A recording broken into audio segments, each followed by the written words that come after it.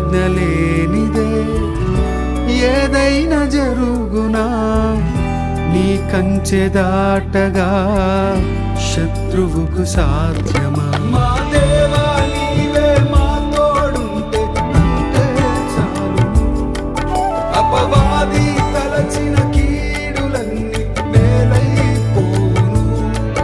మా దేవా నీవే మా తోడుంటే అంతే చాలు. అపవాది